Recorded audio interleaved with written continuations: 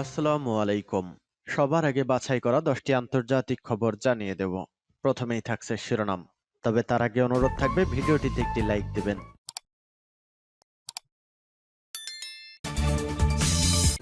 জানিয়ে দেব সর্বশেষ আপডেট আন্তর্জাতিক সংবাদ। শুরুতেই শিরোনাম। ভয় পিছু হটলেন পুতিন। বিক্ষোভে ফুঁসে উঠেছে বাগদাদ, সুইডেন দূতাবাসে অগ্নিসংযোগ। ইউক্রেনে আর নয়, ওয়াগনার বাহিনীর গন্তব্য এবার আফ্রিকা। কলম্বিয়ায় উড়োজাহাজ বিধ্বস্ত হয়ে 5 রাজনীতিক নিহত।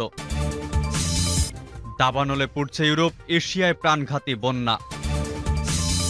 সর্বশেষ জানিয়ে দেব ভারতের ট্রান্সফরমার বিস্ফোরণে 15 জন নিহত।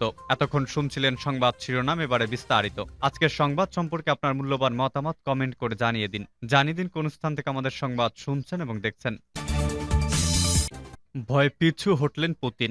গ্রেফতারে ভয়ে পিছু হটেছেন রাশিয়ার প্রেসিডেন্ট ভ্লাদিমির পুতিন। এজন্য তিনি দক্ষিণ আফ্রিকার জোহান্সবার্গের ব্রিক্সের সম্মেলনে যোগ দিচ্ছেন না বলে জানিয়েছেন দক্ষিণ আফ্রিকার প্রেসিডেন্ট সিরিয়াল রামাফোসা। আন্তর্জাতিক অপরাধ আদালতের গ্রেফতারি পরোয়ানা রয়েছে পুতিনের বিরুদ্ধে, যার ফলে গ্রেফতার এড়াতে তার বদলে ব্রিক্স সম্মেলনে যোগ দেবেন রাশিয়ার পররাষ্ট্রমন্ত্রী সের্গেই ল্যাভরভ। আল জাজিরা ও CNN এর প্রতিবেদন থেকে এ তথ্য জানানো হয়েছে। আইসিসির সদস্য দেশ হিসেবে রাশিয়াকে নিয়ে দোটানায় পড়েছে দক্ষিণ আফ্রিকা, কেননা আইসিসির নিয়ম অনুযায়ী সুযোগ পেলে পুতিনকে গ্রেফতারের নিয়ম রয়েছে তাদের সদস্য দেশগুলোর ওপর। অবশ্য পুতিনকে গ্রেফতারের চেষ্টা করা হলে তা রাশিয়ার সঙ্গে যুদ্ধ ঘোষণার সমান হবে বলে বক্তব্য দিয়েছেন রামাফোসা। এদিকে রাশিয়ার অধিকৃত অঞ্চল ক্রিমিয়ার একটি সামরিক ঘাঁটিতে আগুন লেগেছে, ফলে সেখান থেকে 2000-এর বেশি বেসামরিক লোককে সরিয়ে নেওয়া হয়েছে বলে জানিয়েছেন রুশপন্থী গভর্নর। যদিও অগ্নিকাণ্ডের নির্দিষ্ট কারণ জানায়নি কর্তৃপক্ষ।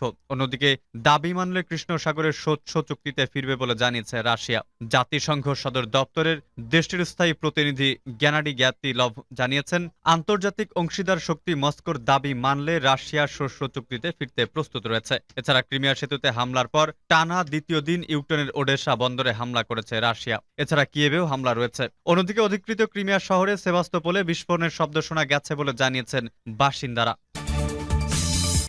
বিক্ষোভে ফুঁসে উঠেছে বাগদাদ, সুইডেন দূতাবাস অগ্নিসংযোগ। সুইডেনের বিপক্ষে বিক্ষোভে ফুঁসে উঠেছে ইরাকের রাজধানী বাগদাদের বাসিন্দারা। সেখানকার সুইডিশ দূতাবাসে অগ্নিসংযোগ করেছেন বিক্ষোভকারীরা। সুইডেনে পবিত্র কুরআন পোড়ানোর জেরে বুধবার দিবাগত রাতে এই ঘটনা ঘটে। জানা গেছে, রাতে কয়েকশো বিক্ষোভকারী দূতাবাসের সামনে জড়ো হন। এক পর্যায়ে তারা দূতাবাসের ভবনে আগুন ধরিয়ে দেন, তবে এতে কোনো হতাহতের খবর পাওয়া যায়নি। দূতাবাসের কর্মকর্তা ও কর্মীরা সবাই অক্ষত রয়েছেন বলেও খবরে জানা গেছে।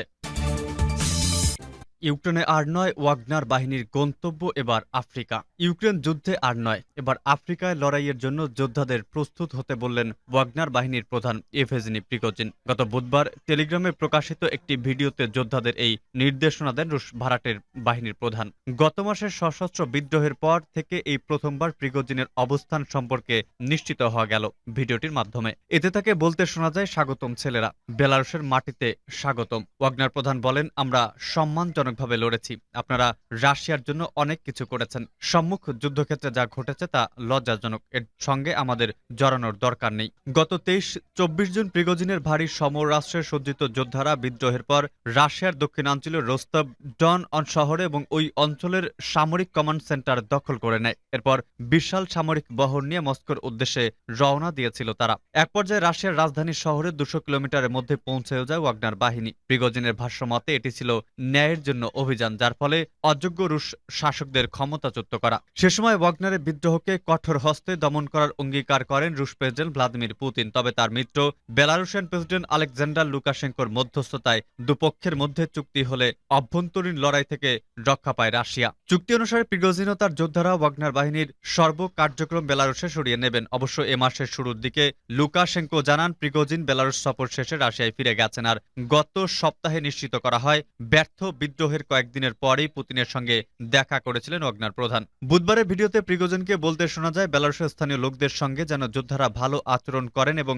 আফ্রিকার জন্য শক্তি সঞ্চয় করে রাখেন। তিনি বলেন, সম্ভবত আমরা কোনো এক পর্যায়ে SMOতে ইউক্রেনের রাশিয়া বিশেষ সামরিক অভিযানে ফিরব, যখন নিশ্চিত হতে পারব যে আমাদের আর লজ্জা পেতে হবে না। 2018 সাল থেকে সেন্ট্রাল আফ্রিকান রিপাবলিক, লিবিয়া, মালি সহ বেশ কয়েকটি আফ্রিকান দেশে কাজ করছে ওয়াগনার বাহিনী। গত সোমবার সেন্ট্রাল আফ্রিকান রিপাবলিকের প্রেসিডেন্সি জানিয়েছে, আগামী ৩০ জুলাই গণভোট সুরক্ষিত করতে সহায়তা করার জন্য কয়েক ডজন ওয়াগনার যোদ্ধা দেশটিতে পৌঁছেছেন। কলম্বিয়ায় উড়োজাহাজ বিধ্বস্ত হয়ে ৫ রাজনীতিক নিহত। কলম্বিয়ায় একটি ছোট উড়োজাহাজ বিধ্বস্ত হয়েছে। এতে ৫ রাজনীতিবিদ ও ১ পাইলট নিহত হয়েছেন। গতকাল বুধবার কলম্বিয়ার মধ্যাঞ্চলে এই দুর্ঘটনা ঘটে। দুর্ঘটনায় নিহত ৫ রাজনীতিক দেশটির ডানপন্থী দল ডেমোক্রেটিক সেন্টারের সদস্য। কলম্বিয়ার বেসামরিক বিমান চলাচল কর্তৃপক্ষ জানায় উড়োজাহাজটি দেশটির বোয়াকা বিভাগের সান লুইস ডি গ্যাসেনোর পৌর এলাকায় বিধ্বস্ত হয়। উড়োজাহাজটি বিধ্বস্ত হওয়ার কারণ খতিয়ে দেখা হচ্ছে বলে জানায় কলম্বিয়ার বেসামরিক বিমান চলাচল কর্তৃপক্ষ। উড়োজাহাজ বিধ্বস্ত হয়ে ডেমোক্রেটিক সেন্টারে ৫ রাজনীতিবিদ নিহত হওয়ার বিষয়টিকে অত্যন্ত দুঃখজনক ঘটনা হিসেবে অভিহিত করেছে দলটি। টুইটারে ডেমোক্রেটিক সেন্টার জানিয়েছে দলটির নিহত ৫ রাজনীতিক হলেন সাবেক সিনেটর নোহরা টোভার, বিভাগীয় আইন প্রণেতা ডিমাস ব্যারেরো, গভর্নর পদপ্রত্যাশী এলিওডোরা আলভারেজ ও ভিলনা ভিসেন্সিও পৌর কাউন্সিলর অস্কার রদ্রিগেজ। স্থানীয় গণমাধ্যমের খবরে বলা হয় উড়োজাহাজটি ভিলনা ভিসেন্সিও থেকে বোগোতা যাচ্ছিল। বোগোতায় ডেমোক্রেটিক সেন্টারে একটি অনুষ্ঠান ছিল। এই অনুষ্ঠানেই অংশ নিতে যাচ্ছিলেন দলটির ৫ রাজনীতিক। উড়োজাহাজ বিধ্বস্ত হয়ে প্রাণহানি ঘটনা নিয়ে টুইট করেছেন দেশটির বামপন্থী প্রেসিডেন্ট গুস্তাভো পেট্রো। তিনি এই ঘটনায় দুঃখ ও সমবেদনা জানিয়েছেন। জলবায়ু পরিবর্তন দাবানলে পড়ছে ইউরোপ, এশিয়ায় প্রাণঘাতী বন্যা। ইউরোপ ছাড়াও দাবদাহে পড়ছে আমেরিকার বিস্তৃত অঞ্চল। এশিয়ার বিভিন্ন দেশে হানা দিয়েছে সর্বনাশা বন্যা। চরম আবহাওয়ার কবলে পড়েছে বিশ্ব। দাবদাহ আর দাবানলে পড়ছে ইউরোপ ও আমেরিকার বিস্তৃত অঞ্চল। চীনের তাপমাত্রাও রেকর্ড পর্যায়ে গিয়ে ঠেকেছে। অন্যদিকে দক্ষিণ কোরিয়া, ভারত, পাকিস্তান সহ এশিয়ার বিভিন্ন দেশে হানা দিয়েছে প্রাণঘাতী বন্যা। ইতালির ২৩টি শহরে রেড অ্যালার্ট জারি করা হয়েছে। গতকাল বুধবার এসব শহরে তাপমাত্রা বেড়ে ৪৬ ডিগ্রি সেলসিয়াসে গিয়ে ঠেকে। বর্তমানে চরম তাপমাত্রার কেন্দ্রে পরিণত হয়েছে ইউরোপের দেশটি। ভরা গ্রীষ্মকালীন পর্যটন মৌসুমে ইউরোপের দক্ষিণাঞ্চলে প্রচণ্ড দাবদাহ চলছে। রোমের তাপমাত্রা আগের সব রেকর্ড ছাড়িয়ে গেছে। অসহনীয় গরমে মৃত্যু ও হৃদরোগের ঝুঁকি বেড়ে যাওয়ার বিষয়ে সতর্কতা জারি করা হয়েছে।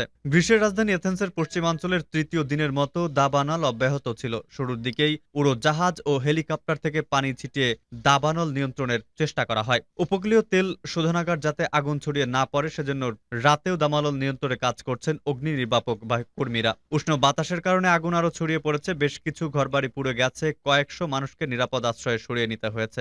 বিস্তৃত এলাকায় ধোঁয়ায় আচ্ছন্ন হয়ে গেছে। পূর্বাভাসে বলা হয়েছে আজ বৃহস্পতিবার তাপমাত্রা ৪৩ ডিগ্রি সেলসিয়াস পর্যন্ত গিয়ে ঠেকতে পারে। স্পেনের দাবানলের সতর্কতা জারি করেছে দেশটির কর্তৃপক্ষ। যদিও লা পালমা দ্বীপের বাসিন্দাদের বাসা বাড়িতে ফেরার অনুমতি দেওয়া হয়েছে। বেইজিংয়ে